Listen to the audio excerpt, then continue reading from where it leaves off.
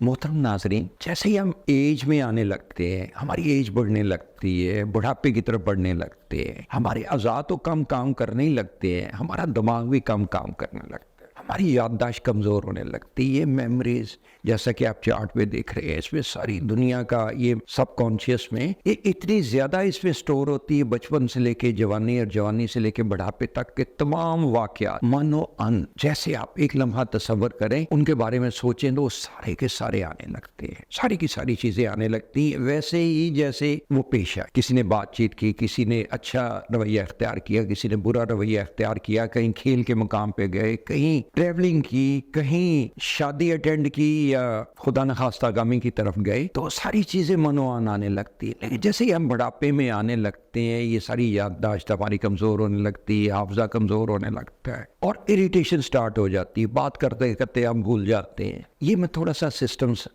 Explain करना चाहता हूँ। ये जो पांचों हिस्सों की मदद से हम देखते हैं, ये हमारा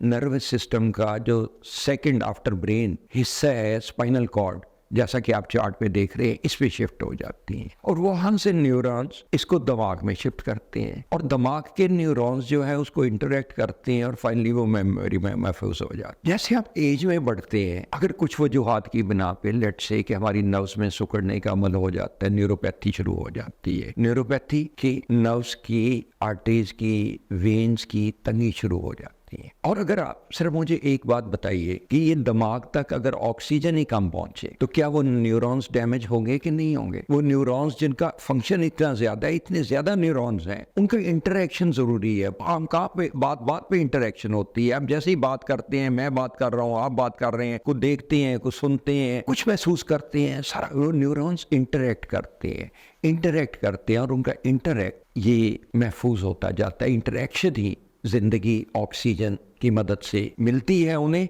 और न्यूरॉन चलते रहते हैं। जब हम बुढ़ापे में जाते हैं, हमारे सेल्स तो बॉडी के वीक होते हैं क्योंकि बनने की रफ्तार कुछ कम हो जाती है, लेकिन ये न्यूरॉन्स एक दफ़ा डेड जो उनमें डैमेज हो जाता है वो दोबारा रीएक्टिवेट नहीं हो सकते, दोबारा ठीक नहीं हो सकते। लेकिन आप जैसे अयाम जवानी आपने गुजारी या आप बुढ़ापे में अयाम गुजार रहे हैं, उसका बेहतरीन तरीका, बेहतरीन हाल ये है कि आप उसको ज़रा इस्तेमाल करें अपने जहन को। उसको जैसे वो जो आदत पड़ जाती है बुढ़ापे में कि मैंने यहाँ नहीं जाना, वहाँ नहीं जाना, बार बात पे झिड़कियाँ, बात बात पे लड़ाई, बात बात पे इरिटेशन, कोई बच्चा आया चले जाओ, गुस्से में सारी चीजें, ये ना करें। उलझाएं ना अपने आप को, अपनी उलझन महसूस ना करें, अपना ब्लड प्रेशर ना बढ़ने दें और इनको दिमाग को इंटरेक्शन जो है वो नए नए तरीके इख्तियार करें। लेट से आप मुख्तलिफ लोगों से बात करें, आप और नहीं तो अपने घर के बच्चों से ही बात करना शुरू कर दें, बच्चों के बच्चों से बात करना शुरू कर दें। नई नई चीजें जो वो सीख रहे हैं, लेट से वो आजकल कंप्यूटर और मोबाइल की मदद से बहुत सी चीजें सीख रहे हैं, उनमें इंटरेस्ट लें, उनसे इंटरेक्शन करें, नई नई जगहों पर जाए, विजिट करें शादियों जिन पे बुढ़ापे में जाना कम हो जाता है कि किसी को विजिट करने जाना है, बीमार को विजिट करने जाना है या शादी पे विजिट करना कम हो जाता है। और इसके साथ ही मैं ये भी कहना चाहता हूँ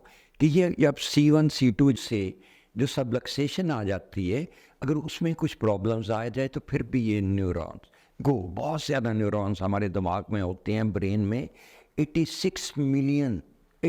मिलियन न्यूरॉन्स होते हैं। लेकिन इनका प्रॉब्लम ये है कि जब ये डैमेज होने लगते हैं बुढ़ापे में तो फिर ये कमज़ोर पड़ने लगते हैं और इनकी रीएक्टिवेशन नहीं होती। इनको अगर C1 C2 से फ्लक्चुएशन आ जाए तो हम कायरोप्रैक्टर उसका बगैर मेडिसिन और बगैर सर्जरी के इलाज करते हैं और ता देर आपको फिट रखते हैं, बुढ़ापे में भी जवानी की तरह महसूस करें अपने दिमाग को और इसकी एडजस्टमेंट कराइए और बातचीत कीजिए बच्चों से उसी तरह एक्टिवेट अपने दिमाग को रखें, उसी तरह अपने दिमाग को मसरूफ रखें, उसी तरह जिंदगी की अपनी मसरूफियत जारी रखें जैसे आप जवानी में रखते थे। और इससे आपके न्यूरॉन्स भी बेहतर रहेंगे और आप तादेर जो वो बुढ़ापे के असरात हैं उनसे महफूज रह सकेंगे। जावेद मिर्ज़ा को इजाज़त दीजिएगा इस दुआ के साथ कि अल्लाह ताला हमेशा आपको ताज़िंदगी सेहतमंद रखे। अल्लाह हाफिज।